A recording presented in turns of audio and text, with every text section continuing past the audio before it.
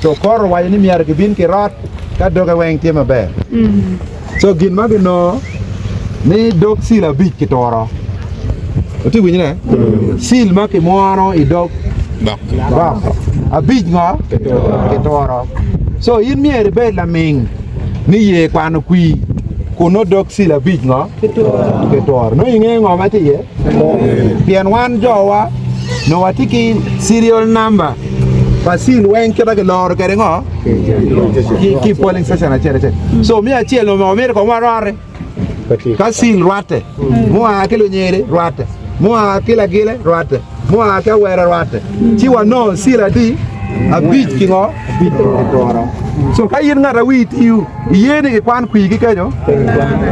so jo magata celebrating kor wa ni gen pigra mete Figaro mete ki kwano ne bien dog gin a bit ngo la dame dom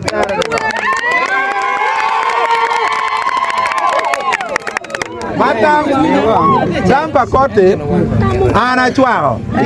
bien ana ya toro ba ngeo ngata ngo bena pigi bera gwa kana ngo bera yina ye kelu koko ana bera kelu ngo so no pa bi ye bien ka cher ka kwana ne ino jone kwa nga ko ti lo no ati returning officer be ke maga we ko bi returning officer kor go ore dek bi record ki twalo police ni ki maga ya ki ken so gena mier go ga nga ma ngo so solution way forward ngo ma pe aluoro mera boss me go team court enene wajene gen pera ma kwane pien dok sil logo ngo electoral commission en mi chiane en lo wati chere kare ai court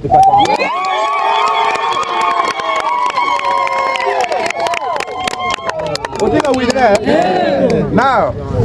any dong e bol fu pi why we e bol fu ngo ti cases ario kan ko win kana nge jokate recording o meyo ke joka internet case me achiel gelwone Balwana versus the Electoral Commission. Manu case me 2011. Ki case me ario gelwone Brenda Nabu Kenya versus ngo Rebecca Nalwanga. Case man kor wajoni court of appeal ba wajoni tere ki toro dok sil tek pigi ye kwano kui mandatory recount en is automatic ngolo ye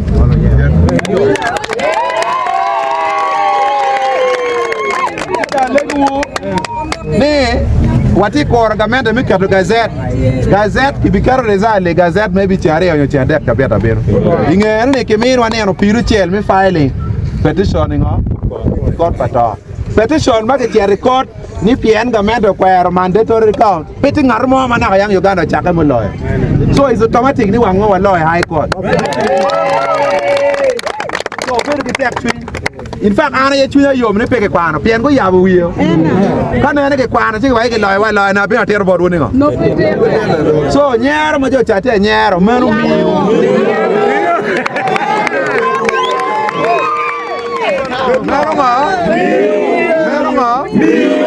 Meronga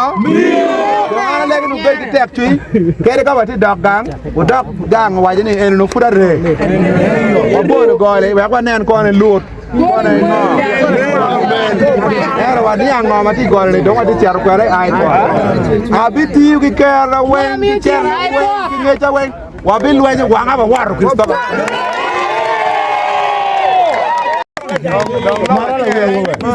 Wanu bero dong chalo moñ pe wa la wori pe ko wa wi ya roche abi chere police amera wo mag magana ke gonya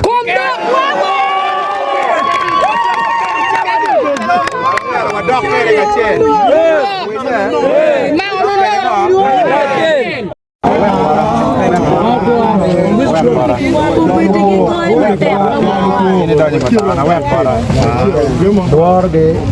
Sini,